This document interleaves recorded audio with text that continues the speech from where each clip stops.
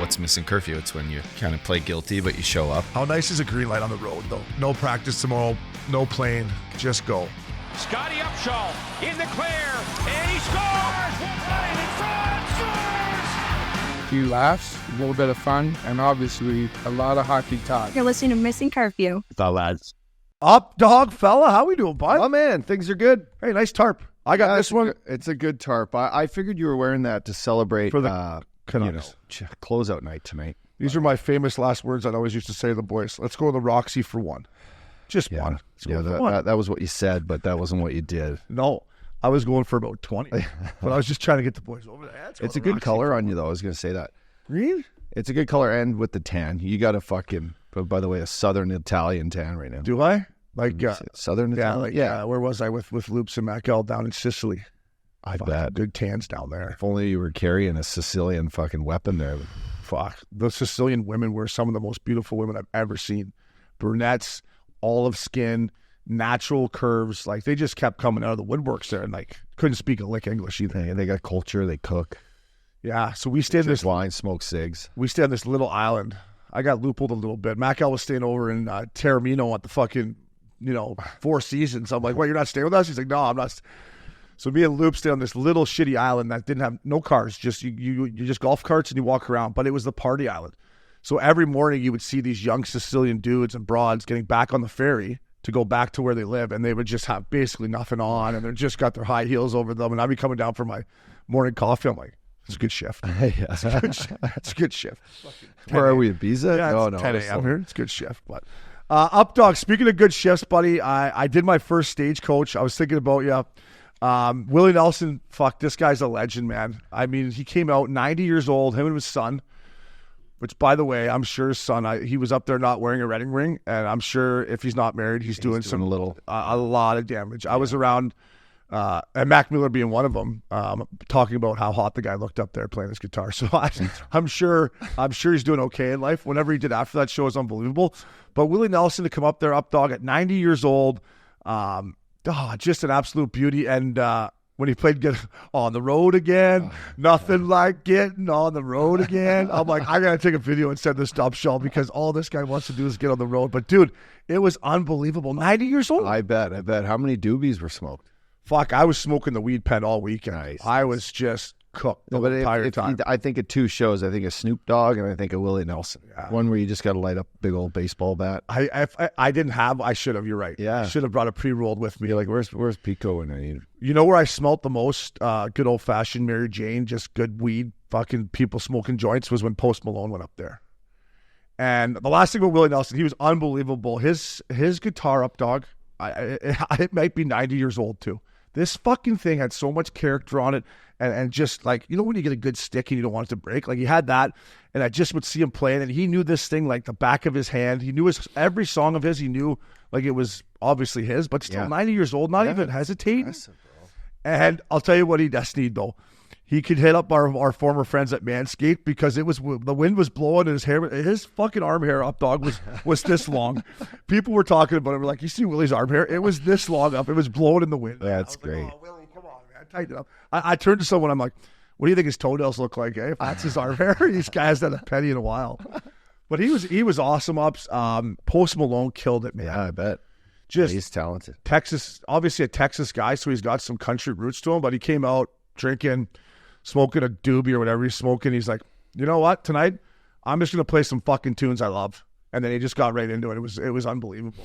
He played way down under on a Chattanooga. Yeah, so it was like a country cover basically set, he right? He played all cover tunes. I didn't listen to his album, but I think it's a lot of country. I just thought they were all covers. Yeah, but maybe he played some of his new country stuff on. No, sure. I think it said cover set on there. I was kind of from afar, kind of peeking in, seeing what kind of damage you guys were doing. So yeah, and then Jelly Roll. I've obviously known his story. You know his story, obviously, like coming from living on the gutters, being in jail, like fucking. I've heard him on some podcasts. He met this girl, his wife, or I think her name's Barbie or something. She's a OnlyFans girl, but she like saved him. And at first said she wasn't going to ever be attracted to him, and now they're married, and he brought her out, but he absolutely killed it, man. He brought out T-Pain sang Toby Keith, one of Toby Keith's like legendary tunes. I'm like, that was just T-Pain singing country. Awesome. It was unbelievable. He played grill in there. Played Eminem. Jelly Roll absolutely killed it. And you told me going into Stagecoach, you're like, oh, these artists are so talented that you're going to get blown away. And it's been a while since I've been at a festival and just seeing how talented these people are, man. And being up there and watching these guys, it was unbelievable. And then last but not least, my girl's like, we got to go see Miranda Lambert. And I'm like, fucking Miranda Lambert? Really? Like, okay, all right, yeah. You're a good girl, Mac Miller, go to Miranda. Killed it. She absolutely killed it. She brought out Reba. Soft spot. She brought out Reba McEntire. Oh, nice. Reba killed it, but no, Miranda Lambert is a rock star up dog. She, for an hour or whenever she was up there, she did not stop just hammering it. It was great. So. Yeah, when I was in Nashville, she was hanging around the boys. Was she? Day. Yeah, Toots knew her through Kelly Pickler, but yeah, she's talented. She's super talented. She's probably our age, actually. Is she? Yeah, she still looks good. Yeah. She had the one-piece little fucking denim suit on. She's a country legend, man. She's been around forever, and she's won all the awards. She's done it all. The only snoozer was Eric Church, who was actually the guy I was most excited to see. He came out and played straight gospel music. Eric Church took us to church. Really? Didn't play one of his tunes. Wow. $5 million they paid him. He didn't play one of his tunes. Really? Came out the next day saying like, he wanted to take that moment to. He said, "Listen, I had a near-death experience. Oh wow! In the last year and a half, and I've gotten, in touch with gospel stuff, and I've always wanted to do this. I guess he's been doing it like for the first 20 minutes of his shows, and then he comes out with his band and does all his Eric Church stuff. But to do the whole set when you're the headliner at Stagecoach, like people were booing him and leaving. A lot of people went to Nickelback. Richardson, I thought Richardson was going to fucking have a meltdown. No, I know. He's calling Stu, being like, Eric Church is not playing his fucking tunes. What's going on? I'm like, it's not Stu's fault, man. Like, it's funny because all the country guys I played hockey with love that guy. Like if I'm playing golf with the Schwartzy or someone, they're like, put on some country. And I'm like, probably not the time. And they'll go to like Eric Church, Pandora or something. Yeah. And I mean, I didn't have a problem with it, but I would have a problem with that. Yeah. That's not perfect. No, I'm not a huge country guy either. So going in, I was like, what about the Daisy Dukes though, bro? Like, everyone talks about the women and like the outfits. Did it live up to its? Fuck yeah. It did. Huh? It was unbelievable. It's like the pyramids. Huh? Yeah. If you're a cowboy, get to that festival. Yeah. Put your cowboy hat on. Get out your fucking flannel shirt. If you're like a newfie ex, hockey guy. I should get there too. But I mean, I think girls go there, looking for cowboys. Yeah, like they're looking for the, Oh, they are. I think so, man. They're dressed up like cowgirls and they're looking for the guy right off the fucking marble, the marble man. That's what they're looking for. Nice. It was a stampede back home. The only bad experience I had was that when I first walked in, rookie move. It will never happen again. But my first Stagecoach, I didn't know where to go. And poor G Money, we parked. I'm like, is this as close as you can? That's here. I think so. I'm like, let's 3 miles, walk in. So now I'm trying to get out of Gin Pop and I'm trying to get to down to where my tickets are. And I walk around this girl's, she's got her blanket. Oh, right. Gee, I get it. I walk around the thing. I don't even touch the blanket. And this big slob of a woman just goes, fuck you, you prick, blah, blah, blah. And I turn around. I'm like, what? She's like, you're an F and I'm like, shut up. Slob. You're going to get that everywhere. I'm like, I didn't even step on your blanket. There's always 1 in 100 rule, right? Yeah. Because someone's going to have an issue. It was right when I walked in there. I'm like, Mac Miller, this isn't what I expected from Stagecoach. Then I got down into the saloons. You're like, this is more my style. Jameson's everywhere, dude. Whiskey everywhere. I mean, it's a great festival. I would really consider going. There was a bunch of people there you knew. Their whole crew was there. Yeah. Dodge was there. Tommy was there. Totally. Yeah. Did you make it to Melbourne's party? I did not make it to Melbourne's party. It was good. Yeah. Kylie Jenner. I heard it was just a nice atmosphere. Mal's was there for Friday, our boy Kevin O'Malley. Yeah. And he said it was too much of a shit show. His ticket didn't work. And he's like, Saturday, when my ticket didn't work, I just went right to the airport. I left. What? He just said it was too much. Your boy JJ was there. I saw JJ. He had a big stogie in his mouth. I bet. Yeah. No, I didn't. I mean, I wasn't really technically invited to the Casamigos party, so I don't. Oh, Chaz, man, I got you. Chaz, man. He's like, I can maybe get you in. Like, I'm not gonna like reach out and be like, Fala, can you please get me in the Casamigos party? I mean, that wasn't really that. Yeah, I wasn't that diehard into it. But anyways, Up Dog, it was unbelievable festival. Anyone that hasn't been there, you don't have to be a country fan. You can just go there and enjoy it. Tons of good people. It's just refreshing when you go to a festival too, right? Hell yeah. I didn't think about anything else. I didn't chat like, oh, let's check the scores here. Didn't watch a hockey game all day Saturday. Didn't watch some Sunday, watch a little bit Friday, but Saturday, no hockey, just listen to tunes. It was unbelievable. That's good. We should go back to Bonnaroo, man. Mid-June, fuck the finals. Let's do it. I actually went to Bonnaroo last year. I know you did. I know you did. You said it wasn't the same though, right? No, hell no. I only went for one day though, and I stayed in the Soho House in Nashville. But we went in, straight shot for like the afternoon set, followed by air conditioned tent and dinner, and then I hit Odessa, My Morning Jacket, Bob Moses. I mean, it was perfect. It was my all time. The boys from Bob Moses gave us a little shout out on social media. They did. They were at the Rangers game. Yeah, they're in New York right now. They were at the Rangers game, and they went to Miami, and they were at the game, and they tagged us in there. They were right after the Rangers scored, and they were like, or whatever. Yeah. That's so sick. They're here for 3 weeks coming up, bud. They want to do something, so we're shout out to the boys at Bob Moses. Bringing something with them. Shout out to our boy Brennan Steele, 2024 LIV winner down in Australia. $4 million for first place. He played unbelievable. His first win on the LIV tour. Dude, Updog, that tournament down there, 94,000 crazy drunk Aussies they had. It looked unbelievable. Steeler, I watched it on the morning of, I guess it was, what would it have been, Sunday morning? It was already done. I was watching it, then I'm on the group text. They're like, yeah. Like, good win. I'm like, did I ruin it? No, you didn't ruin it. I woke up and it was like, when I went to bed, Loops was like, he's up fucking 5 going to the back 9. Loops is like, how do I watch this? Yeah. And I half one eye open, looked, and I'm like, holy shit, he is. So his first thing I did when I woke up was check it, and boys down under, and man, wow. And then not with checking it, I went on their Instagram LIV tour, and the photos and the videos and the hooligans, I was like, what a tournament to win. What an event. This is the Waste Management Open of Australia, or of just LIV Tour. That's it's exactly their LIV Tour Waste Management Open, which is what I think the whole LIV Tour should turn out to be. 8 amazing tournaments worldwide that are parties like this. Give people a full experience into what golf could be like when it's played fun. And people close to you and cheering. It looked amazing. Yeah, I saw something on social media. This golf thing was like a picture of like 6 or 7 blonde Australian girls at the LIV Tour. He's like, would you rather watch this or would you rather watch Tringal? No, what's the one guy's name? Doesn't matter. He's like, or would you rather watch this guy on the PGA Tour play a 5-hour round? He's like, would you rather? No, it was I can't remember the guy's name.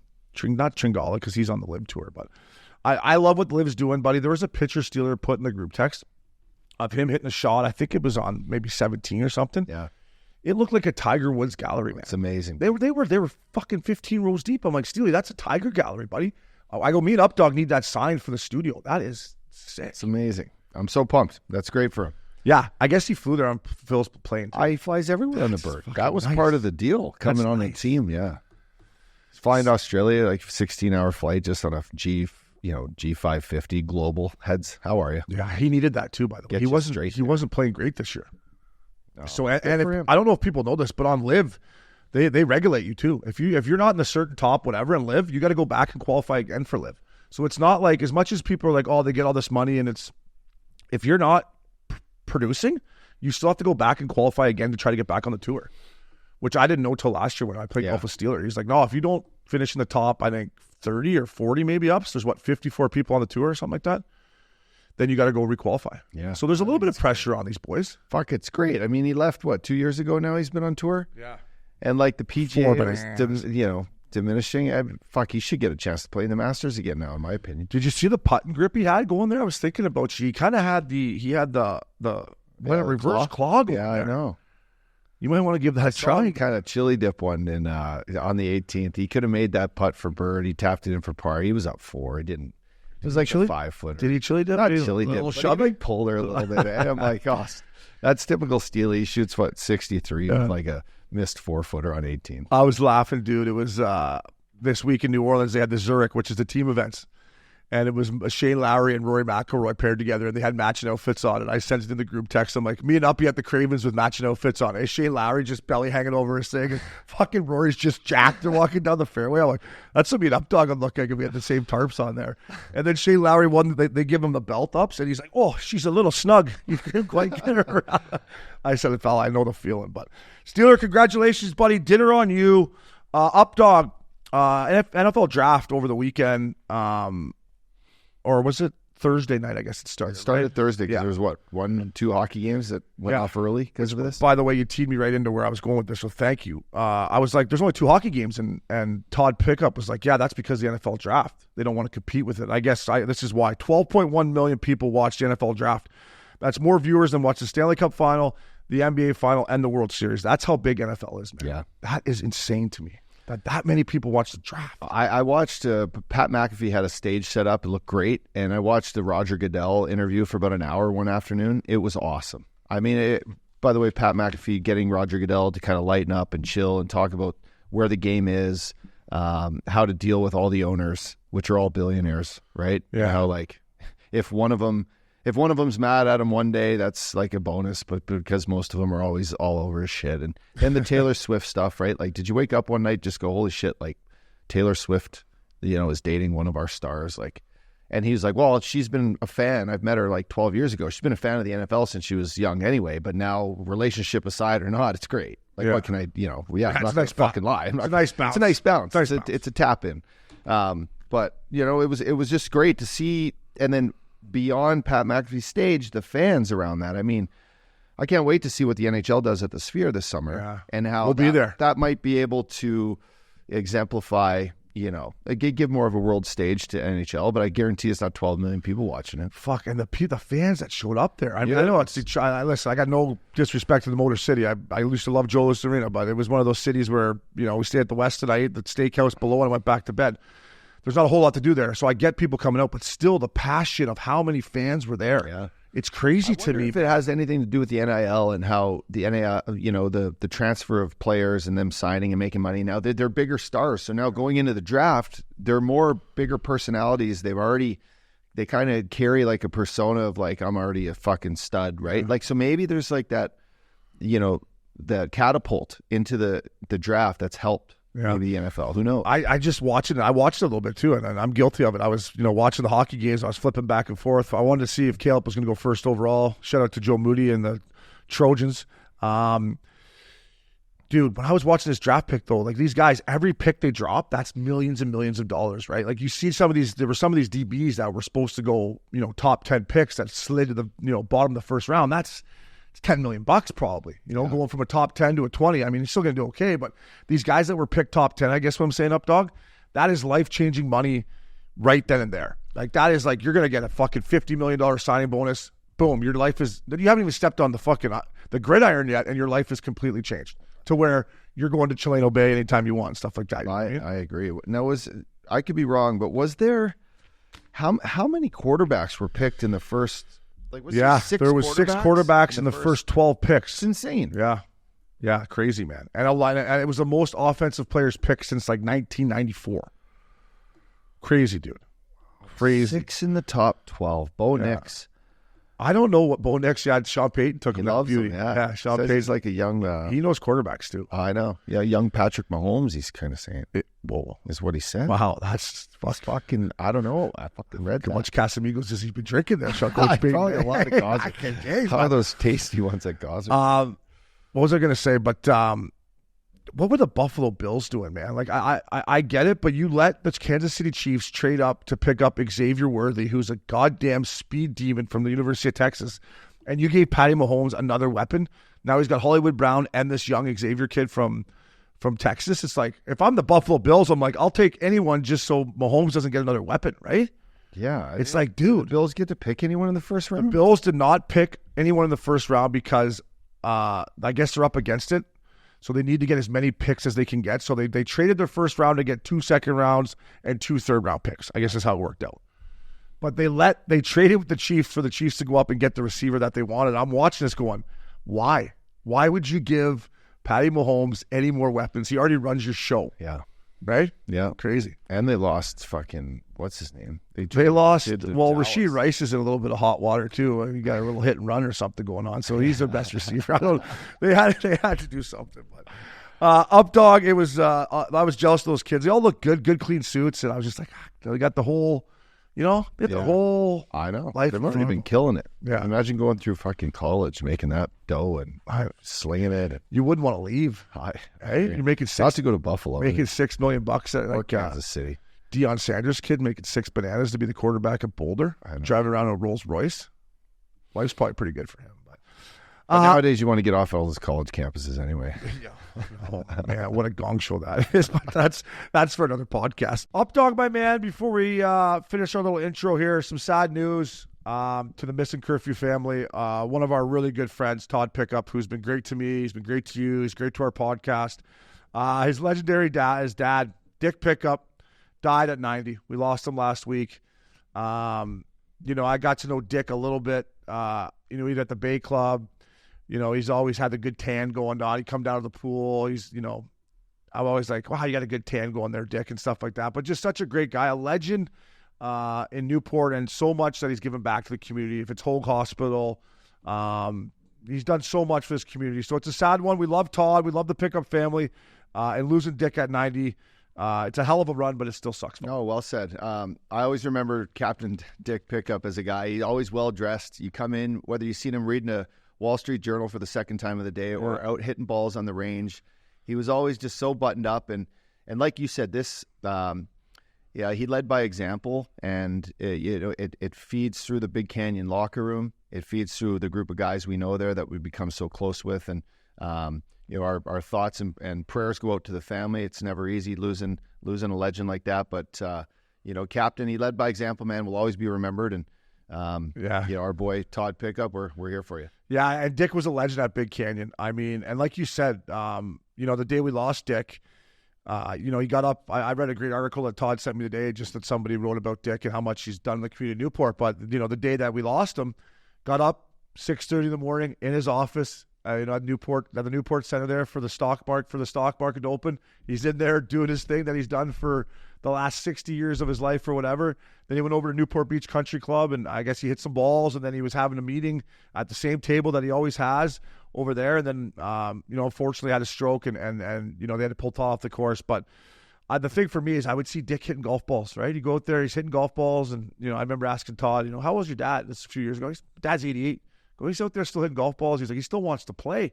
He doesn't understand why he can't hit it as far as he used to. So, Todd, we love you, fella. To the Pickup family, our condolences are with you. Dick, you were a legend, my man. Up his world. Party time. Excellent. Up, dog. I saw you're up in fucking Nobu. What were you doing? I saw Beckham in the sand. What was going on? Yeah, no, I went up. I had a couple birthday parties, bro. Shout out to, Cody Liable, his little guy. We had a birthday party Saturday, and then one up for 5 little girls, a little tea party on Sunday up at Noah's place in Malibu. So it was good. But I went to the Kings-Oilers game. I took Christina there. We went with flowers. Man, the Edmonton Oilers were on an absolute mission. I came up to the concourse. I went to see Stoli after the first intermission. How was he looking? He was looking sharp. Suit on, nice tie, one button down.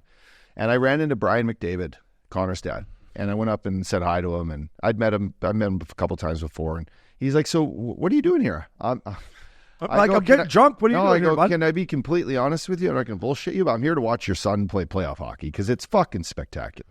Yeah. And what he's doing out there, him and Leon, to me, you don't see that live anywhere. I played in playoff hockey, played against Patrick Kane, I played Sidney Crosby back in the day. What Connor and Leon do right now, like turning it up, and especially that first period of that game, it's eye-opening, man. It's amazing, right? So I said to him, I go, I hope they can fucking keep her going. They got a couple question marks for me, especially when you look at Dallas and Vegas and these teams. But I just shared to him, I said, Connor, what he's doing for the game, I don't want to miss that. So if he comes to play in LA and it's a 40-minute drive, my girl's never seen playoff game, I'm like, I lied. We went to Vegas Oilers last year. That's right. But I'm like, this is just something I want to see live. So I'm enjoying it. So, I bought him a beer and hung out. And but no, it was great. So, Oilers are on a mission. Skinner proving me wrong, man. I know. Kicking. No, he's playing well. Kicking. Well, if the Oilers can win a 1-0 game, we can talk about this. But if they can win a 1-0 game, they have some hope. Because they're not going to score 6 goals against Dallas Stars. They're not going to score 6 goals against, Winnipeg Jets. Or and like you said, we're going to get into the series, but just because you're talking about it, Oilers, they're going to probably take care of the Kings here, right? Yeah. Vancouver's up 3-1. Yep. Right now, the Vancouver Canucks are playing their third-string goalie. So if you're Leon Draisaitl and Connor McDavid, you're like, okay, we'll take care of LA here tomorrow night. Take care of them in 5. Then we'll play the Vancouver Canucks, who don't have a goalie right now, right? So you'd probably think, credit to them. Like, that's an advantage to the Oilers. And then you're going to have to go through either Colorado, Dallas, or Vegas. But to me, it's their easiest path that they've ever going to have since they've had 97 and 29. And that's no disrespect to the Canucks, but you don't have Thatcher Demko between the pipes right now. Not right now, no. from what I've heard, it doesn't sound like he's ever coming. Like not. Yeah, no, he's probably But maybe the people are lying, right? I mean, can you just tape an Advil to it and throw on some, throw on an ice bag and go out there? How was the atmosphere? Staples Center, now Crypto, was one of my favorite playoff barns to ever play. And the Kings fans are passionate and loud. You know what? I going into the barn, I said to Christina, I go, I don't know if you know like what Raiders fans are like. They all wear black face paint. They're kind of hooligans a bit. But I say playoff hockey here in LA, I can see being the same thing. And the fans were great, but it was quiet early, man. Zach Hyman, when he scored the first goal, it's like, okay, here we go. And then Draisaitl had another one from the corner. Like it was an onslaught of offensive hockey. It was a piss pumping, right? Was it 6-1 or 5-2? Yeah, and then it got dirty. Kane took a big hit in the neutral zone and then fought the guy. And Christina's like, I could feel that, the energy in the building. Like it was something was going to happen. And then, Kane fucking fights. That guy, Kane, fought Englund, the big boy on the fence, number 5. He's tough. He's tough. Kane was throwing bombs. I know. Kane's tough. Kane was throwing bombs. He was one. He wanted it. Yeah. He wanted the Gordie Howe. That's what he wanted. Yeah, he wanted the Gordie. You got to get in there for the Gordie. So no, the atmosphere was good, Obi, but, I can see why, when you play Edmonton for the third year in a row, it's just, you don't got much to cheer about out there. I feel bad for the Kings, man. Having to play them again 3 years in a row with probably, in my opinion, their worst team they've had in the last 3 years. Yeah. We'll see. The Kings aren't done yet. We'll talk about them whenever the series does come to an end. But I mean, Pierre-Luc Dubois, that deal right now is looking like not only is it going to, hamper them this year. It's like Blakey. Yeah, Blakey. Yeah, I know. They need defense. They don't have a starting goalie. It's like, but they're not done yet. We can't. Let's not put them in the team. I thought Talbot might have been the guy after watching game 1 and 2. To be honest, I actually thought like there's a chance he could steal something here. His old squad, and he had an all-star caliber season. Although I don't think he's an all-star, but they went with their second string goalie last game. It didn't. He only let in one, but there was no shots. Like Edmonton, they had their backs against the last game. I know. I watched that one. That was a Skinner played unbelievable. Yeah. Proving me wrong. I'm like, fuck, this guy's proving me wrong. Skinner's kicking. Maybe Loops is right. Maybe he's not going to shit his shorts this year like he has every other year. When David Riddick earlier in the season, I was looking to see who the starting goalie was. I was going to place a bet on the Kings. I'm like, who are they starting tonight? They're like, David Riddick. I'm like, this guy's still in the league? Yeah. This guy's still fucking, he's a backup 4 years ago. David Riddick, that's who we're going with here? Like, I mean, if you're the owner of the Kings, you're like, that's our guy? How do we have Pierre-Luc Dubois for 8 bananas and we don't have a number 1 goalie? It's like, come on, boys. Like, yeah, and you got Quickie, who could have had Quickie still. 30 games played this year, pretty solid record. Yeah, not making much money. Didn't want to leave. No, leave Manhattan Beach. Why the fuck would you want to? Where'd you go after the game? We went to a place called. Did you stay downtown or did you go Hollywood? We went up to Hollywood. We went to a place on Melrose. It was called Drake's on Melrose. Nice place. Late night food, right beside like Catch and and Craig's. It was solid. And then we went to some. Actually, did you stay up there the whole weekend? Yeah. We stayed a shout out to Michael Hertenstein. Stayed at Hertenstein's place. Oh, nice. Yeah, nice. That was good. Kids loved it. Free 99, eh, fella? Free 99. Well, if you know the relationship, it's not so much free. But no, shout out to him for letting us use his pad. It was great. Up his world. Party time. Hollywood. I haven't been in Hollywood in, I don't remember. Maybe for your birthday. You know what? October. I went and walked for coffee on Saturday. Walking down Sunset. Were you strapped? No, I wasn't, but I didn't need to. It was right next. So the Edition hotel where we stay is right next to Cons. Yeah. And I walked down for coffee, and just the feel of like what we used to feel going through there. Like if you wake up there when we were going. Oh yeah. You usually probably have a great story to tell. Oh yeah. And I'm thinking, fuck, it's just not the same, but it still has potential. Like, it was. I'm saying, I went out to the one club and we walked by and DJs were pumping and just a couple groups of tables, and I'm like, this is still pretty damn good. Oh yeah. I mean, it was so good back in the day. know. We'd go up there. I mean, every weekend. I remember sitting around Loops' patio and we'd be like, are we going to go or not? I'm like, we're going. Let's go. Yeah. And Loops is always like, oh, let's just go to Blue Beat. I'm like, we're not going to Beater. We're going to Hollywood. Jump in the Sprinter van. Let's go. We're going to High. It's not the same. The people aren't the same though. Like the kids are different. Like the young, when we were 28 and 29, 30, the girls that were hanging out, they're a little more. I don't know. They're different. But if I remember one of the first times I ever went to a club in Hollywood with Connolly, it was the old, what was it called? Oh, man, I'm drawing a blank. But anyways, Cons loved this little place. I went in there upset. I'm going to tell you, there was probably 10 other guys in the whole fucking club, and the rest were girls. I'm like, there's no dudes in here. Yeah, that's why you couldn't get in a club. You could not get in a club. It was crazy. That's why I was like, we got to get up here. We should have a weekend, though. Good. You should go up and have a weekend again. I would Turn the love clocks to. back. I would love to. Uppy's World, West Hollywood. Woo! Oh, man. I used to come out of that hills with my leather jacket on and be like, I wish I had my sunglasses right now, man. But what a night. That was fun. Missin Curfew. Dog of the week. Up, dog. I got to give some love to the Panthers' fourth line. Lorenzen, Cousins, and Kyle Okposo. 2 goals in Game 3. A pivotal game. It was a game that I actually bet on Tampa. I thought there's no way Tampa's going to go down 3-0 in this series and basically be done. And as we know now, they are done, and we'll get to them in tea times. But for that fourth line to go on the road with Sam Bennett out, that's the type of stuff we talk about here at Missin Curfew Up Dog. You were a fourth line guy that stepped up come playoff times. You can't win a cup without guys like that doing it. So good on those boys. Nick Cousins, Cuzzy, forgive the Up Dog for what he said. Hey, he was just trying to make you better. Their fourth line, dog of the week for me. Up. I love it. Kyle Okposo, too. 8 years between playoff games, so shout out to him. It's always nice. I love seeing these, you get another crack at the can type story. And another kick at the can. Kick at the can, crack. Whatever. Cack. Either way, we got a can. Either they're going to chance at the can. Cack. So shout out to him, and fucking what an opportunity he's got here. Huge dog of the week here for my boy Robert Bertuzzo. I mean, for a second there, more than a second, I thought he scored the goal in overtime, but what a shot from the point. Barzell with the winner off his leg to make a pivotal Game 5 for the boys, for the New York Islanders.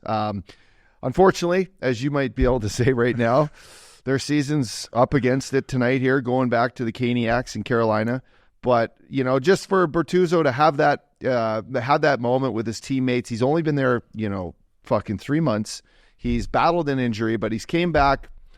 He scored some huge goals for the boys in St. Louis on their cup run. But right now, he kept the team alive. Patty Waugh, put him out there. Get him out there. He's a fucking nice guy. Let's go. Patty Waugh loves him. So I hope he gets another couple-year deal. He should. It was a twisted wrister from Bobble. I know. The old twisted wrister that just fucking found its way through. He leaned on it pretty good. Yeah, got good wood on it. Fantastic human being. He's been playing great. Yeah. He's been just mucking it up out there. I took the Islanders heading into Game 3, too. I was like, they're not going to go down. But then they did show, which we'll get into when we talk about getting this guy Labatt Blue. They showed some heart in that game, and Bobble was a big reason why. So Bobble, keep going, boys. And maximum earning potential when they won Game 4, because I absolutely slammed the Hurricanes tonight, both ways. Money line, puck line, parlay, fucking any which way you can take them, baby. That baby's ending tonight. Yeah, it sure is. It's milk carton time here, Up Dog, and this happened, I believe, what was it, Game 4? Game 3 or Game 4? And we're talking about the Empire State Building, the Rempire State Building here, as Loops likes to call him. But Matt Rempe's hit on TVR. Listen, I played defense. When you go back for a puck and you go back and you reverse it and you continue to look at your reverse, you deserve to get fucking crushed. And Matt Rempe, it was a second and a half. One Mississippi and another half of Mississippi. Drilled him. Van Riemsdyk's head's down. It's a clean hit. It's not interference. He shouldn't have had a penalty. He only got a penalty because he's 6'8" and has a reputation of what he's had since he's had in this league. If you ask Van Riemsdyk, when you reversed it, you got to get your head back and look up this way. It happened to me. Cam Barker got me, I believe, in Game 2, Vancouver, Chicago. Same thing. Admired my little reverse. Boom. I deserved it. Up Dog. The ref who called, that's on the milk carton, buddy. That's a clean hit. Absolutely, Obes. Listen, this is playoff hockey. If you're the New York Rangers right now, you tell Matt Rempe, you say, keep it between the whistles here. Like Wilson's chasing you around. Who cares? Leave that. But you finish those checks. We'll kill that off. What you do to that Van Riemsdyk for the clean, hard body check like that, we'll take 2 minutes. Yeah. We'll fucking kill it off. Are you kidding me? And we'll go on the peeper because they'll call one back and we'll score a goal. But to your point with the refs, I think they've been good so far. You know what they have? They really have. They have. But understand that this kid is 6'7", all right? His shoulder, most guys' shoulders are where his fucking hip bone is. Yeah. So just understand that this kid can't change the way he plays. He's fucking a physical hockey player. Let him go out and hit. I love it, man. I love fucking finishing body checks. I think it's a huge part of the game in the playoffs. As the playoffs go on, the fact that those guys only had to play 4 games, and guys like him and Zibanejad and Panarin and the boys are all getting their rest right now. It's huge moving on. But Matt Rempe, Well done, kid. Yeah, and don't change your game, Rempe. Keep it going. And for people that want to put themselves on the Rangers bench, when Rempe gets 2 minutes for that one, I guarantee guys are yelling down the bench, let's kill that one off, boys. 100%. We are getting in the shooting lane. We obviously try to kill every penalty, but when someone goes in and lights somebody up that, which is clean, and they still get called, you want to kill that off for them so much, which they did. Yeah. It was unbelievable. But I will say, the refereeing, it has been a lot better in the first round. It has, yeah. Do you think that's because of Missin Curfew? I would say we're a big reason why. Like, most people in our industry, they get a vote at the Hart Trophy and they get a vote for the fucking whatever it is. Well, we get to call it the refs. We get to chirp the refs. We get to call it the refs, and they're listening.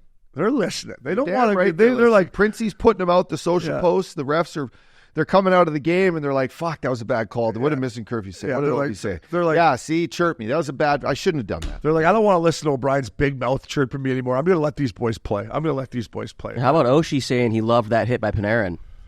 Oh yeah, that was a good hit too. Oh, she's a fucking That's a fucking stud. good She's hit. a champ. He knows what's up. Yeah, he had his head down. Just if you don't have your head up, Uppy said it great in the Umberger clip that Princey put out in social. If you have your head down, you can't play. You're gonna get fucking drilled. That's how it used to be, and that's how it should always be. You have to play with your head up. Yeah. If your head's down, fucking. Why does Patty Kane never get fucking cold clock? Because he's always got his head up. He's ready. He's ready for pucks, but he still fucking gets in there and gets them.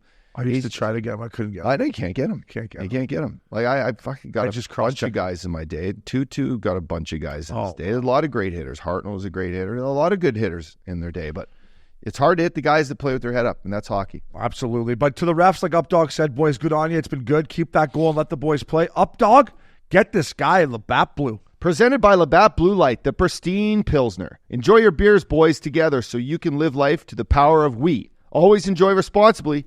Beer, Labatt USA in Buffalo, New York. Bella. Sounds of summer. It's coming. God. Get them on ice. Hey, get the cooler out. It's getting nice up there back home. You know, get the blue lights. It sure is. Hey, It just sure open is. the cooler. Get them in, yeah. Let me start this off. Hey, yeah. Listen, you made up with Radis Gudis last week. I did. And now look at what you're doing to one of your other. Yeah, but I don't know. there. This is going to take a while.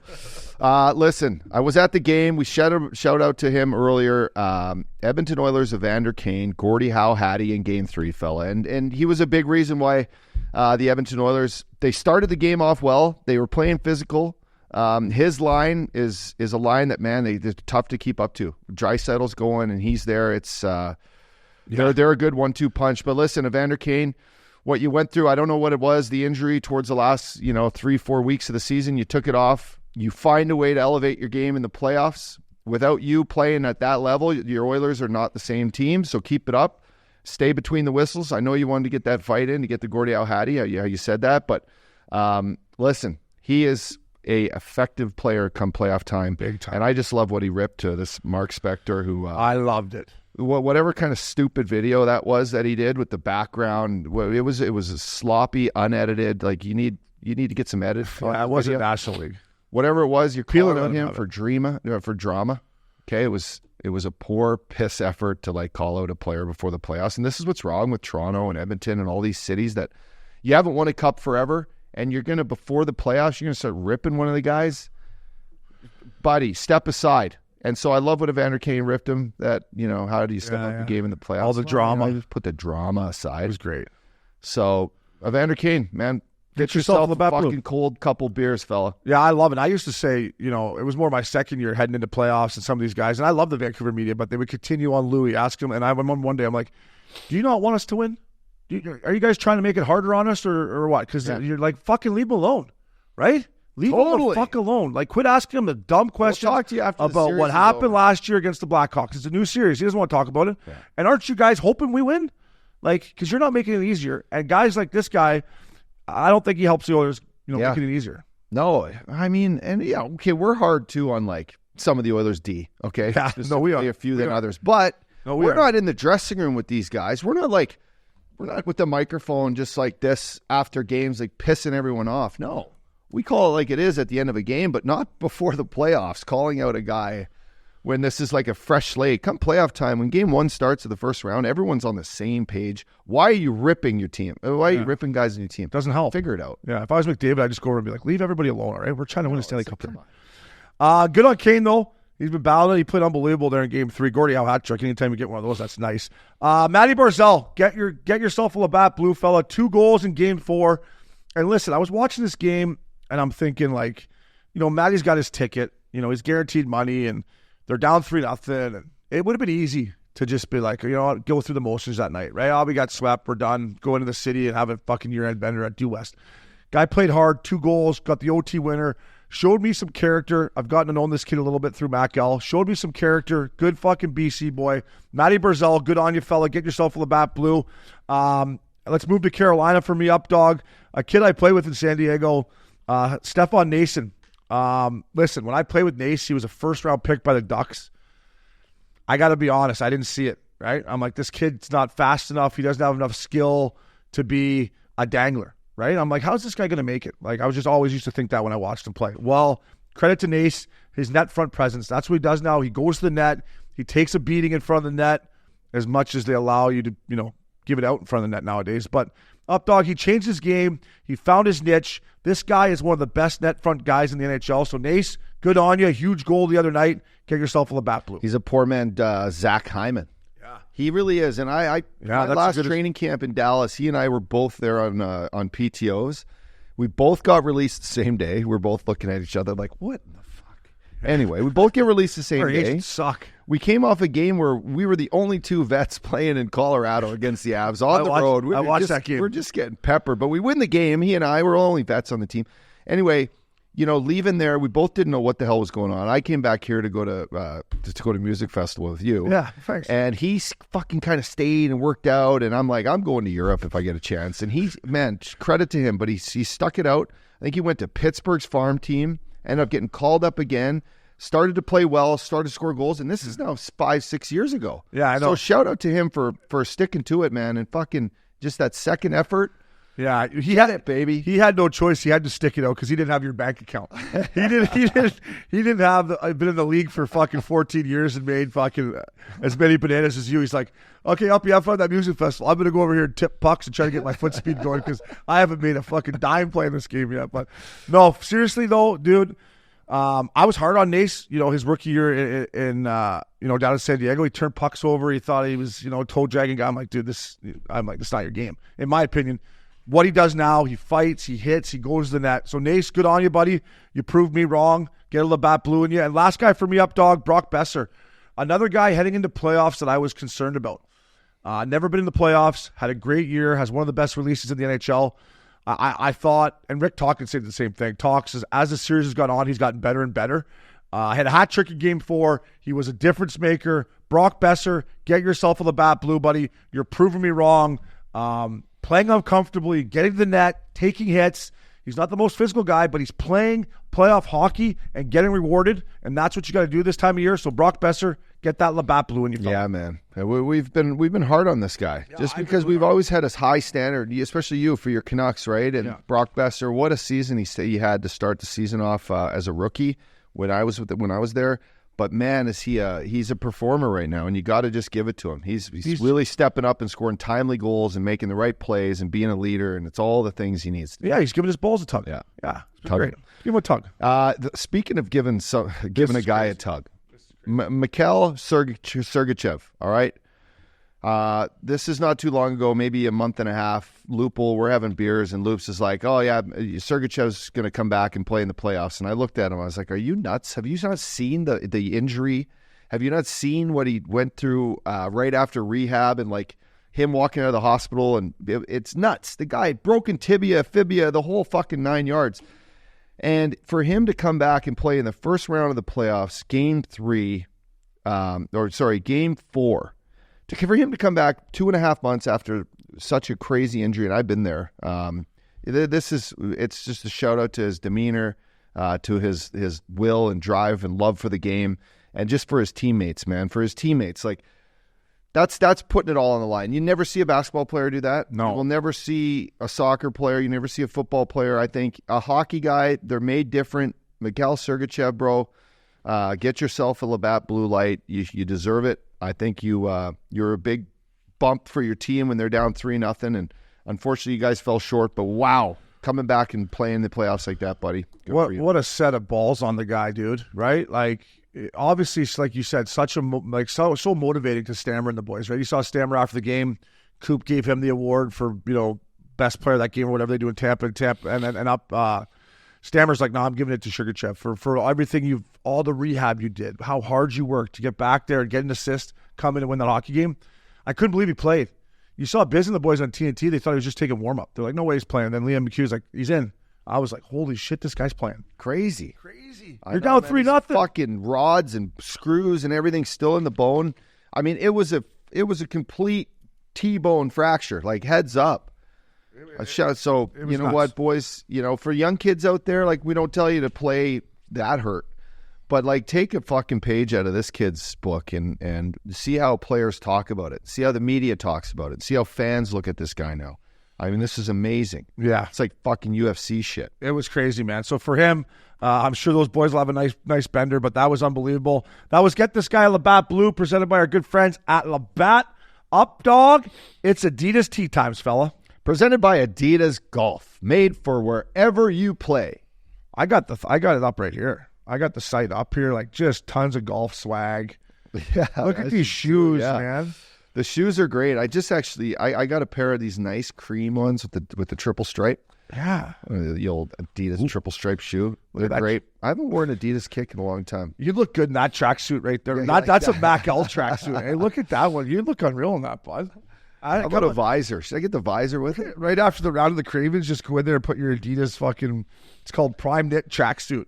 Adidas Cross, it's called. Just go no undies. Let the just fold. Just get some airflow there. Check it out, guys. This shit's unreal. Up, dog. Well, let's stick with the Tampa Bay Lightning. Man, Coop. I love Coop, right? We obviously love Coop. I just thought the way he handled himself again, going down 3-0 and said, if we don't have people who believe, then don't show up at the rink. Scrappy game 4 win. Scrappy. Stammer played unbelievable. We just talked about Sergachev. And then listen, they played their guts out in game 5. 2 goals disallowed. Pretty weak calls, I think. Fuck the Cirelli one. I mean, I think the first one's a goal where he kicks Bobrovsky's kind of glove. Is that the first one or second? No, I can't remember. Duclair in front of the net. It was like nothing. Duclair. He didn't do anything. Yeah, he was just. He like kind of spins off him. His feet kind of go through the blue paint. It's like, I mean, Brett Hull scored a fucking Stanley Cup winning goal with his feet in the fucking. He's the reason we have this rule. But this is stupid. Like, get in the net. It's a 50-50 toss-up on what the ref wants to call first, and then do you have to challenge it? He got put in a really sticky spot. I'm gonna go from the Cirelli one's a little different. Yeah, from the defense's perspective, ever since we put this stupid cross-checking rule in after Mayfield cross-checked Kucherov and put him out for the game or the series, I can't remember what it was. Now these guys go to the front of the net, and D-men are so scared to do anything in front of the net to touch them because they don't want to get a penalty, that now these guys back right in there, and they're right on top of the goalie in the blue paint. If you allow a defenseman to do his job and use his stick to a certain degree and box these guys out, then there won't be as much goalie interference. But if you let these guys come to the front of the net like Hyman and post up there. So then you if their feet are in there, you don't want to, Well, now goalies are just coming out. I would do it too. As soon as a goalie sees anybody in the blue paint, Bobrovsky comes right out into him and just leans on him. Yeah, and then just does this. Yeah. And and you know you're going to get the call. So now the NHL has put themselves in a situation where I hate the rule. I still don't know what it is. And you can see how pissed off Coop was. But until you let these guys defend that blue paint, they're just going to go in there and these goalies are going to flop. Yeah, and playoff hockey is all about scoring dirty goals. And I just think Coop said it kind of best when he's like, Bob just gave up on the play. Good job, Bob. Like, because you knew there was a little contact, and as soon as you give up, you're showing that, hey, I can't play my position right now. Poor me. Look at he's standing in the blue paint. Just like, you know what? If they're up 3-1, then maybe the call goes against them. When you're down 3-1, I think Toronto should have a little bit better like understanding of like, Florida. You're fucking up 3-1. These calls, these 50-50 calls, are going to go against you. I just think there's so much gray area with it that it should lean that way. You want like some human element into it. That hey, they're down 3-1 in the series. They're down 2-0 in the game. They're hanging on by a thread. His toenails in the blue paint. That's a goal. That's a goal. Drop the puck. Yes. Fuck the rule book. That's a goal. Come on. I see. By the way, and I'll say this Laker game last night, it happened late in the Laker game. I don't know, you probably watched it. I was watching a little bit of it. Late in the Laker game, fucking AD, this that was fucking one of the softest things I've ever seen. He goes and he tackles the Joker, okay? Like, I mean, his hand's on his back. He puts his hand on the ball, but it's a full tackle. Yeah. And he gets called for the foul, and he just babies it to his bench like, it's a jump ball, right? And I go, okay, now it goes to the screen, and the refs come out, challenge it, and the NBA, whoever in New York is like, we got the Lakers here.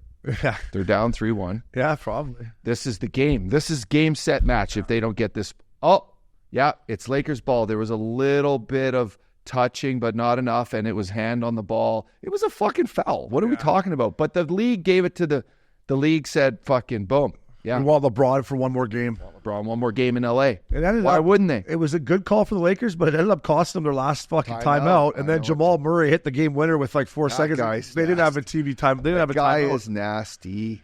Listen to him talk about how he's like, my coach didn't want me to play. He's Canadian, by the way. He's from Kitchener, Ontario, where Mike Richards played junior for the Kitchener Rangers. He's like, I'm playing.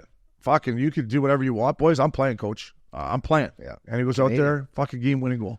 Or game-winning Well, yeah, 5 of their last points. A 3-pointer, too. Dude, as much as I hate LeBron James at times for a lot of the stuff he says up, but what he's doing at his age, man, is insane. 39 years old. Yeah. 40 minutes. And playing hard minutes. Craziness. But for the Lightning, listen, it's going to be another big offseason for Julien Brisebois. First and foremost, Steven Stamkos. We all heard Coop's comments that he feels like a bolt for life. I don't know. I'm a little concerned because it hasn't been done yet. And now right up here, we'll have our year-end meetings. Stammer will go home or stay in Tampa probably for a little bit. Then go up to the Muskokas where I'm sure he lives in the offseason. I don't know. Out of sight, out of mind. Can't get something done. His agent starts whispering in his ear, hey, the Ducks or the Kings, or I don't know who it's going to be. But I hope they sign him. I just think with Kucherov throwing that backhand sauce or cross-box sauce to Stammer and that one-timer, why not? They got to find How many guys can do that? How many guys shoot the puck like him and find that right spot? Like, it's going to be him and Ovi. You don't think these guys go to Cooch and say, you know, how important is it that we keep Stammer? Like, and that's kind of a conversation. Obviously, that's not the only one. Yeah, they need to figure it out with Stammer himself. But like to Cooch, like, ooh, you want to piss off Cooch? He just had 100 fucking assists. Yeah. And we arguably are one of the best teams ever to get fucking ousted in 5 games in the first round ever. They played unbelievable hockey. What'd you think of Cooch's playoff? Do you think he was giving it everything he had out there, or was he kind of just? I mean, they played him hard. That fucking, who's that big fucker on D for the? Who, Ekblad? No, well, I know Ecky. No, the other guy. I mean, he is. The big Finn. Huh? He is. Wow. How do you say his name? Mikkola. No, not Mikkola either. Kulikov. No, I like Cooley too. Forsling. Yeah. Buddy, he plays. Forsling plays hard. Yeah. He's impossible to get the puck from. Well, he had the best plus-minus in the NHL. He's big and he's strong and he can stick handle. He's got one of the best sticks in the league. Like, if the Edmonton Oilers had this guy on his team, wow, he's fucking good. Kulikov plays the right side. By the way, Cooley's been great. Youth in his legs. So does Larson. I mean, this D now, I look at that D and I go, fucking, where's their weaknesses? Cooley's good as long as he doesn't get himself in a foot race or put himself in a situation to where he's got to use his feet, because that's when he looks his age. But when Cooley keeps it fucking little bump here, T to D, he's very, very effective. Very effective. But not many weaknesses there. Frosling. He's nasty. I know, and if you hear the guys talk about him, I've read a couple. Got a huge ticket, 8 years. You say he's got a big. No, he got a huge ticket. Yeah, best plus-minus in the league. So he's just so solid. So I watched him play like in the corners against Kucherov, and everyone knows where Kuch is on the ice. Like, he goes to his corner, he goes to that half wall all the whole time. This guy comes out and it's like a weapon, like boom, and his stick is on it, and then he's hard. You're not getting these second chances. So, I mean, that's what I saw. Yeah, I thought Stammer left it all out there. I don't think Cooch did, in my opinion. Yeah. But listen, who am I to sit here and rip fucking Cooch? Stammer played out of his... Stammer put his, like, he's blocking shots, he's going to the net. You know, Cooch... Yeah, I don't know if we could say the same. I thought Braden Point played well. Point played unbelievable. I thought Hedman was good. and Hagley. Those two guys, I'd have them on my team. Listen, they still have great pieces. Their depth is just not good enough, and their legs aren't as young as Florida's legs, and they're not as hungry. You can say what you want, and they got tons of pride, but they got 2 Stanley Cups. Coop's been to 4 Stanley Cup Finals appearances. They're all rich. They all live in sick mansions. They all have great lives. They're all going to be Tampa Bay Lightning Hall of Famers, maybe Hockey Hall of Famers. The Florida Panthers want what Tampa has. Yeah, and you can say, hey, we want. They had more depth. They had better defense. and they had younger legs. And that's, to me, what it was. That was the difference. But I want to say this about our boy Coop, is heading into that season, they lose Killer. 88's not starting for the big cat basket left. He's got back surgery. Their back end is really, really thin. There was people that didn't think that was going to be a playoff team. Yeah. And what John Cooper did there with no 88 to start the year, their back end at times was, I was thinking about jumping on the bike and maybe going on a fucking protein diet to see if you need a guy for a month.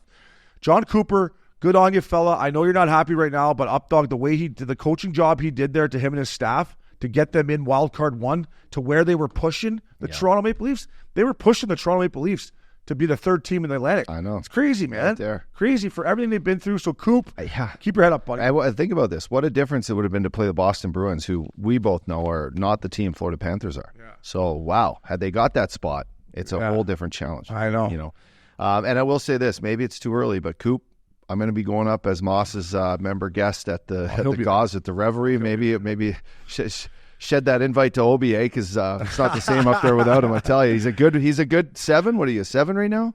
I'm a 7. Yeah. See, Coop, he's a good 7. He's a good partner for that Revelry. I'm actually hitting the ball pretty good, Coop. If you do need a guy, if you fucking do need a guy, Coop, I'm hitting pretty good. Listen, I would re-sign Anthony Duclair, by the way. Dumba, I would try to keep him too, but you know what? I can see why maybe teams are a little hesitant on Dumba now that I've watched him a little closer since he got traded to Lightning, because I watch a lot of Lightning games. He's questionable at times. He makes some bad reads, and his foot speed's not what I thought it was, and he's probably on a good team, a 4-5-6, not what I thought he was. So, but listen, I think Duclair was a great pickup for them. I think that's a guy that, could probably take a little bit of a discount to no state tax. I thought he was a nice fit, and then we'll see what happens with Stammer. But Coop, we love you boys, Lightnings fans. It's been a hell of a run, and I don't think they're going anywhere up, dog. Ovi and the Washington Capitals, tea times, baby. Just up against Goliath. I mean, listen. I think they just blew their load getting in, right? Yeah. Well, their goalie blew the load. Yeah, Charlie. Pratt. He wasn't good, was he? No, and that's why they got in, because he was really good down the stretch. But listen, and Ovi going pointless. I mean, if Ovi scores a couple of those goals at home and gets the crowd all fired up and into it, and his team gets ignited, you know what it's like when Ovi scores. It's like, it's fireworks go off. That didn't happen. He is held pointless in a playoff series for the first time in his career.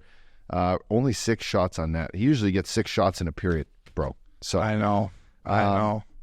They just, what do you say? Washington Capitals, maybe their time is up. They got some old guys. I mean, it's Carlson, Backstrom's done now. You got Ovi's. Does Ovi stick around there to get his? Yes. I had a conversation with our boy Saul, who you're absolutely rinsing him right now. It's great, but it's actually gone back a little bit. I got a little too cocky there. Hey, so listen, he said how classy it would be if this happened next year. Ovi's, the team's not doing well. Ovi gets, say he gets 30 goals. What does he need? 42 more or something. He gets 30 goals next year, and he's on his way. Like say just Ovi's on his way out. Like his game's just not where it is. The next year he plays to get 11 more. And, maybe he's good, maybe he's not.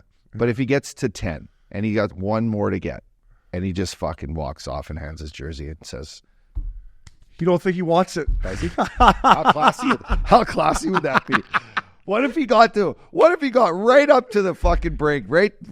You talk about blue. You know what? Fucking, I'm done. I will have blue balls for life, but I think this is the classiest move of all time. Like, what if he's on a good team and he's still got it? Go for it. Listen, I love Wayne Gretzky, and I've been lucky to hang out with him because of you. I love Gretz. He's a better guy than he is a player. Yeah. But I don't even know if Gretz would want him to do that, right? Gretz would be like, get out there and break my record. No? Gretz should keep the record, no? That's what Pitter thinks too. But I think Gretz wants him to break the record. How old was Gretz? How old was Gretzky when he stopped playing?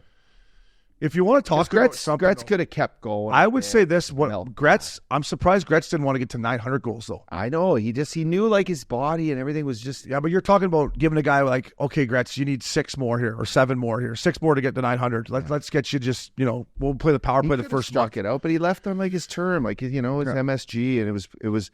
And I wish I remember more of that moment of like when he said he's calling it quits, and it probably a lot to do with family, a lot to do with. Where he was and, his father and the whole thing. But I don't know. But yeah, I do see Ovi as a pretty fucking classy guy. Like, he's not If his game isn't there and he's just playing these games to try to get to the record. Listen, I get what you're saying. If he's like hanging on by a thread and Washington doesn't want him anymore, and he's like, hey, fella, But listen, he scored, we had heard from somebody in Scottsdale that he was hurt at the start of the year. And he came back after the break and scored 21 goals. Yeah. So I think he's going to go back to Russia, right? I don't know what he's going to do over there. He's going to do something over there. And I think he's going to come back and he's going to be flying. And I think he's going to break it next year. So 40, he needs 42? Yeah, I bet you. I think he's going to get 44 next year. Who's going to pass it to him? Fucking Jonathan Huberdeau. Yeah. Listen, Actually. hey, Hubie, call your agent and say, hey, fucking Ovi needs 42 goals. He plays at the same pace I do. I'll go to the nation's capital and throw him sauce and see if you don't get Hubie going again. Ovi's your guy. No, you're right. About that. Yeah, good call. But listen, this Lapierre kid that played for them, in the second half in the playoffs, he's a pretty good little player. But listen, it's no Backstrom, right? But maybe they're going to sign somebody to bring in. But I just think the way Ovi played in the second half of the season, I think he's going to do it next year, Updog. But God, would it be great if he just took his jersey off? If he just took his funny conversation. If he just took his jersey off and said, "Hey, Wayner, it's all yours, buddy. You're the great. You're the great one." Tea times, boys. Enjoy the year-end benders. It sucks when you lose, but once you get over it, you realize you don't have to be to camp till September, and you can just get as pinned as you want for the next month or 2 weeks or week, whatever. Me and Updog would go a month. Enjoy it, boys. Enjoy it. Updog, it's DraftKings playoff recap, fella. Presented by DraftKings. Stay tuned because you'll hear more about DraftKings and all it has to offer throughout our show. DraftKings, the crown is yours. All right. Bruins Leafs. I went against every ounce of my being. It's mainly because I love Max Domi. They brought in Edmondson. Bertuzzi started to grow on me. They had Revo. I thought, man, this is the year. Boston, they're thin up front. They don't have Bergeron. They don't have Krejci. The Leafs have the better players. This is the year they're going to do it. Well ups, they're just proving me wrong again. And honestly, if you're in that Leafs jersey, and we'll see what happens tonight, Matthews is apparently a game-time decision. If they don't have him, you saw Willie Nylander and Marner. To throw your gloves down like that, like break your stick.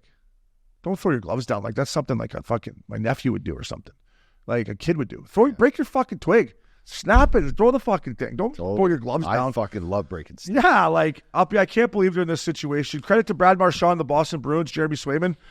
But Updog, I don't know, man. I'm just so disappointed in the Leafs. So disappointed. Yeah, me too. I'm because my old man, Big Scott, is a Leafs diehard fan. And I want a Canadian team to win the Stanley Cup more than anything. I am just as disappointed that we now are in Game 5, headed to Boston with the Leafs in a do-or-die game for their season. It feels like we deserve more as Canadians. It feels like the hope was there, although the same problems we're still witnessing day in, day out. It's no secret to you or to me or the fans out there watching Mitch Marner play hockey that he still hasn't figured out that putting your body on the line and isn't just for us, so we don't criticize him. It's for his teammates. It's for his career. It's what you're going to be remembered by when you leave the game. And yes, he's got years left making $11 million a year, and we're going to see Mitch Marner make way more, highlight plays than these fucking, these turnaround, soft, whatever, missed checks, fucking falling over in front of the net, the whole thing. I will give Paul Bizanet credit. Biz, you called him out in the middle of the second period on the TNT broadcast.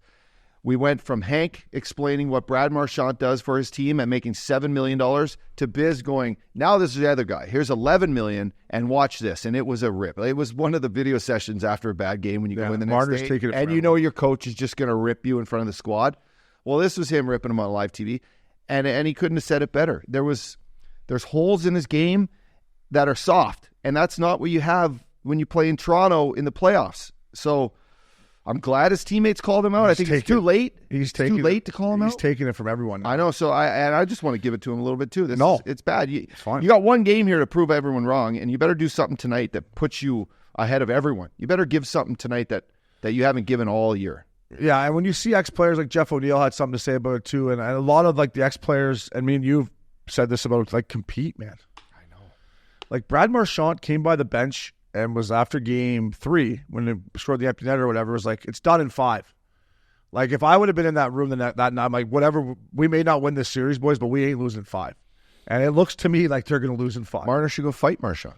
Oh, that wouldn't be good. Fuck it. He's never been in a fight. Get beat up. I don't even need him to fight. I just need him to bend his knees and get low on a stick and give it to him. do something. Call him out. Show something. Yeah, it's bad, man. You think he get that beat up, Marchand? I don't know, but remember, Marchand would pump me. Pump Marner. I think it would pick the My leads nephew would beat up Marner. Porter and Smith could take Marner. Nylander on the bench when he said, "Stop crying, hey bro, stop fucking crying." It's not Junior. I don't know if he was talking to Marner, right? Yeah. Stop fucking crying, bro. I was like, Junior. That's great.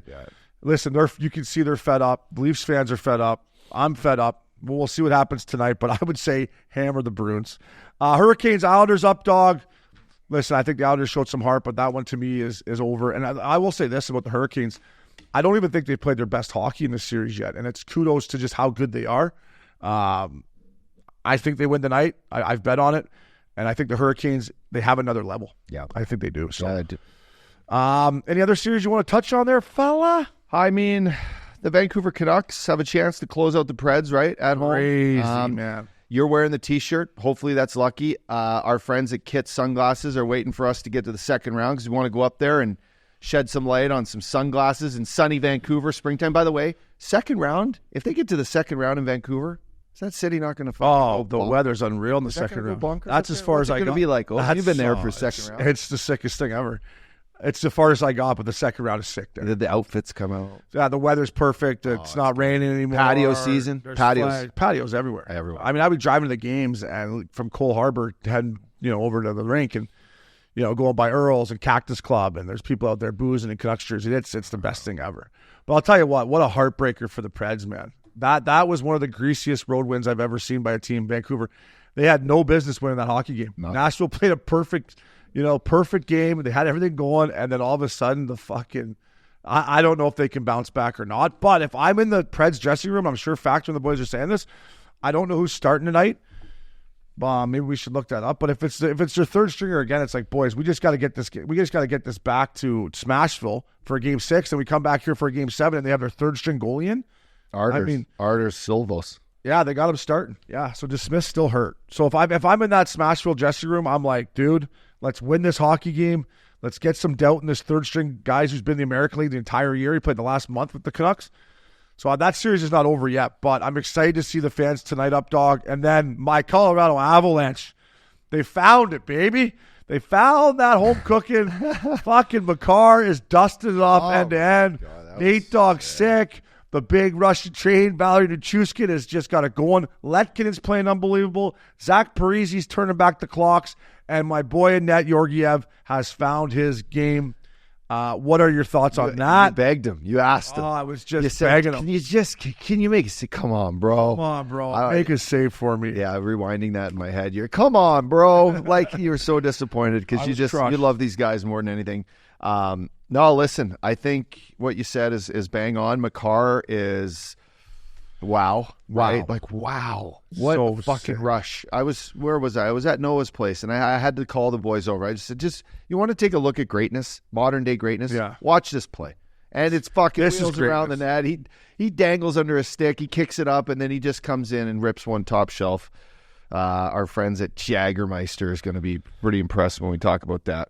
But wow. Yeah, I would say I think the Jets win tonight and then puts all the pressure back on them back in Ball Arena. But Ball Arena was jumping over the weekend, and the Avs seem to have found their game just in the right time up, dog. And then last but not least, the Golden Knights versus the Stars. Credit to the Stars, man. Listen, I thought they were dead in the water, losing the first 2 at home. Listen, I didn't watch Game 3. I heard Logan Thompson was unbelievable in Game 3. He was unbelievable. Yeah, so this is going to make this statement even probably more bizarre, but I would start Aiden Hill in Game 5.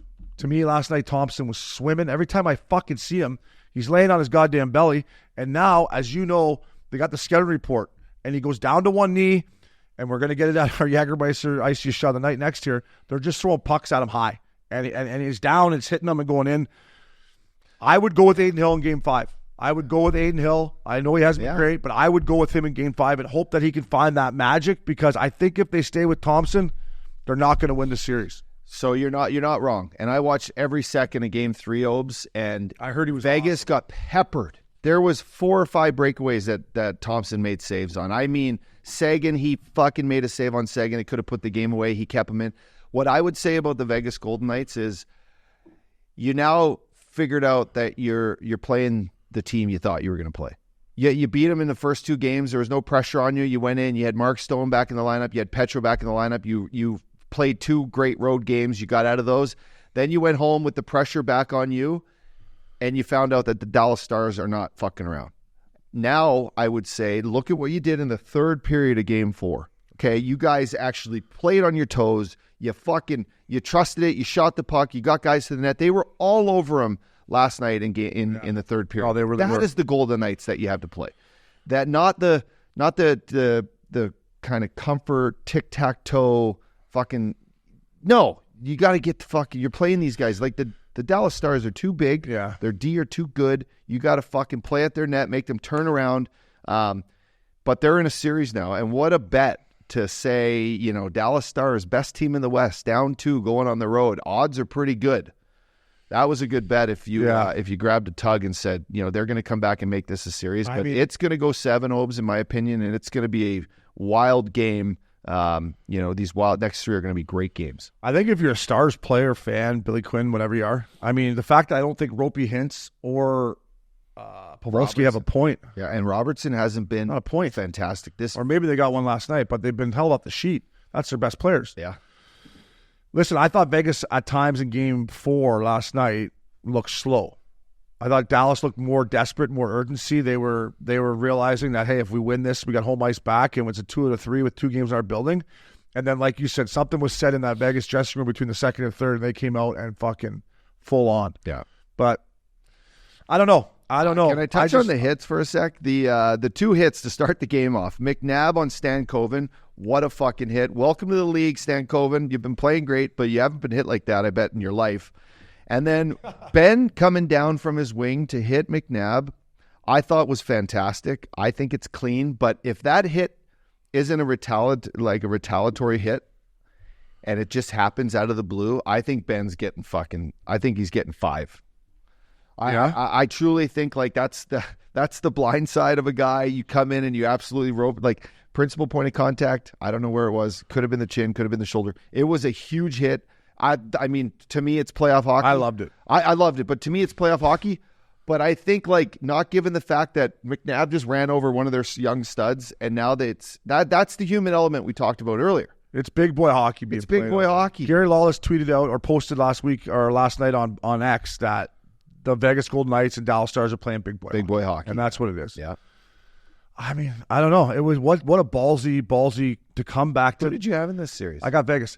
To lose the first 2 at home. I've never been in that situation where I've never been down 2-0 in a series in my life, let alone 3-0. But be down 2-0 when you just fought all season to get home ice and you're going back into the Stanley Cup defending champs rink, the Fortress, and to win 2, it's pretty impressive. Yeah. Yeah. I thought they would be going back to Dallas down 3-1. We'll see. We will see, up dog. It is that time of the night or time of the day here. It's the Jägermeister Icy Shot of the Night, up dog. Presented by Jägermeister. Best served at 0 degrees Fahrenheit. Damn, that's cold. Check out Jägermeister at www.DraftKingsXJägermeister.com. Damn, that's cold. Bring up those iciest shots of the night, man, because wow, was this a shot last night. Yeah. Evgeny Dadonov just looks like a greasy veteran Russian out there, by the way. Great player. Once again, I was talking about Logan Thompson. The scouting report's on him. He's going down early. He's going down and hugging the post to take away the low ice. He's leaving some spots up here. There's been a couple scoring him. Dadonov comes around the corner right from the old Mario Lemieux spot just above the goal line and ripped it off Thompson's neck. Kind of hurt him, too, a little bit. Bing, in the net. Unbelievable. Up dog. That is our Jäger iciest shot of the night, fella. Woo. Ooh, that was pretty tasty, eh? Yeah, it's a tasty one. I could do a fucking few of those. I could do a few of those, up dog. Anyways, fella, always fun. Playoff hockey again tonight. Thank you to Kyle Morgan, HallPass Media. Up dog, my man. That was Missin Curfew. Fellas.